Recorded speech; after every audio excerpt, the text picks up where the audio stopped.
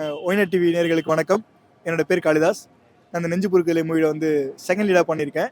இன்னைக்கு இந்த மூவியோட ஆடியோ லான்ச். ஸோ ரொம்ப சந்தோஷமாக இருக்குது.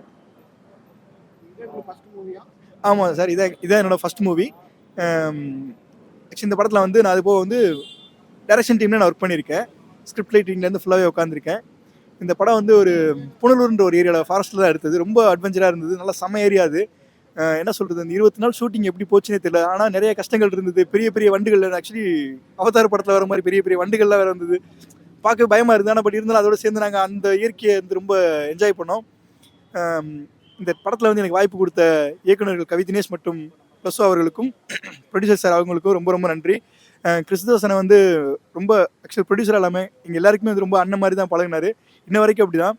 எல்லா கஷ்டங்கள் வந்தாலுமே அவர் வந்து எல்லாத்தையும் தாங்கிட்டு இந்த படத்தை பண்ணணும், நம்ம நல்லபடியாக முடிக்கணும், சக்ஸஸ் பண்ணணும்னு சொல்லி அவ்வளோ வந்து சப்போர்ட் பண்ணார். இன்ன வரைக்கும் இந்த நிமிஷம் வரைக்குமே வந்து அவரோட சப்போர்ட் எங்களுக்கு வந்து கிடச்சிக்கிட்டே இருக்குது. அண்ணனுக்கு ரொம்ப நன்றி, உங்களுக்கு நன்றி.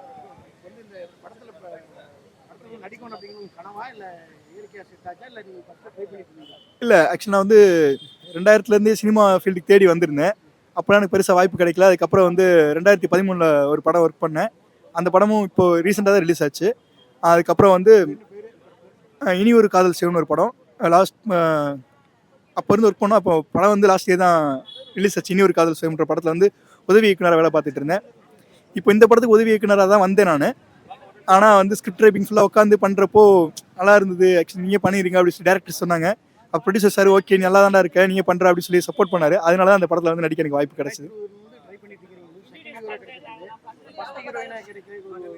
இல்லை சார், எனக்கு நடிக்கணுன்ற ஆசை மட்டும்தான். நடிக்கணும், சினிமாவில் நம்ம ஏதாவது சாதிக்கணும்.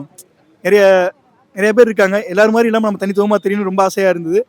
ஆனால் இத்தனை வருஷம் கழிச்சு எனக்கு இந்த வாய்ப்பு கிடைச்சது எனக்கு ரொம்ப ரொம்ப சந்தோஷமாக இருக்குது. இன்னும் நான் மென்மேலும் நிறைய படம் பண்ணணுன்ற ரொம்ப ஆசையாக இருக்குது.